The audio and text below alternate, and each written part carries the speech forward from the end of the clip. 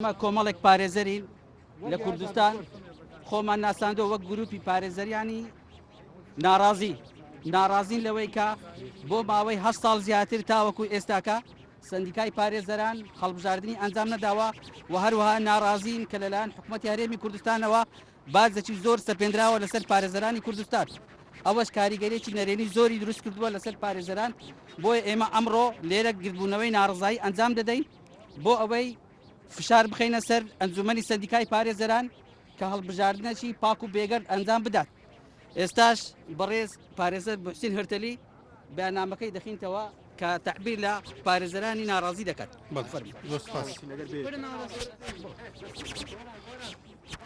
بەناوی خۆی گەورە میهرەبان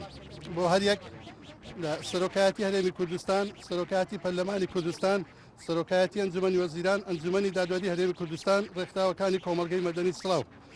بەیاننامەی ناڕاستی بوون. ئێمەی پارێزەرانی هەرێمی کوردستان کە توێژێکی گرنگی کۆمەلگەی کوردستانین و دەوری کاریگەرمان هەیە لە پەیڕەوکردنی کار و چالاکیەکانی ڕۆژانەمان و خزمەتکردن بەدام و دەستگا حکوومیەکان و کۆمەڵانی خەڵکی کوردستان و سیستەمی دیموکراسی کە زیاتر لە 4 ساڵە سەندیکای پارێزەرانی کوردستان کەوتوتە بۆ شایی یاسایی و پرۆسەی هەڵبژاردننی ئەنجام نەداوە. دوای ئەوەی کۆنگرەی شەشەمی پارێزەران بە کۆی دەنجی ئەندامانی کۆنگرا بڕیاریدا کە لە بەرواری 28 یازدەی 2019 پرۆسەی هەڵبژاردننی سەرۆک و ئەندامانی ئەنجومەنی سەندیکا ئەنجام بدرێت. بەڵام لە ڕۆژی دیاریکرا بە بیانووی جۆراوجۆر بڕیاریدا بە دواخستنی هەڵبژاردن بۆ 16 ساری 2020 و بە هەمان شێوە بۆ جاری دوم بە هۆکاری نەخۆشی ڤایرۆسی کۆرۆنا کۆنگرە بڕیاریدا بە دواخستنی هەڵبژاردن کە تاکو ئەم بەروارەی ئەمڕۆ ئەنجام نەدراوە.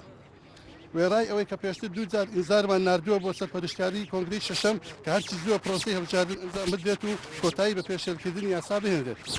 بۆیە ئێمەی پارێزەران و کاندیدانی پەسەندکرا بۆ نەقیب و ئەنجومەنی سەندیکای پارێزەران ناڕازیبوونی خۆمان دەردەبرین دژ بەو سیاسەتەی کە سەندیکای کاربەڕێکەر و سەرپەرشتیارانی کۆنگرەی شەشەم پەیڕەوی دەکەن کەچی تر ناکرێت لەوە زیاتر دوا بکەوێت چونکە ماوەی 3 ساڵە سەندیکای پارێزەران هیچ دەسەڵاتێکی یاسایی نەماوە و ماوەی یاساییان بەسەر چۆکەوتوتە ژێر پرسیارەوە. هەر بۆیە داواکارین کە سەندیکا و سەرپەرشتیارانی کۆنگرەی شەشەم کۆبوونەوەیەک ئەنجام بدەن و بە زووترین کادوادەیەک دیاری بکەن بۆ ئەنجامدانی پرۆسەی هەڵبژاردننی نەقیب و ئەنجومەنی سەندیکای پارێزەران لەگەڵ هەڵگرتنی باجی دەرامەت لەسەر پارێزەران. و لە حاڵەتێکدا ئەگەر وەڵامیان نەرێ بوو ئەوە ڕێگای تر دەگرینە بەر بەوەی کە سەرجەم سەفارەت و نوێنەرایەتەکانی وڵاتان ئاگادار دەکەینەوە سەردانیان دەکەین و سەردانی سەرۆکایەتی هەرێمی کوردستان و پەرلەمان حکوومەتی هەرێمی کوردستان دەکەینەوە.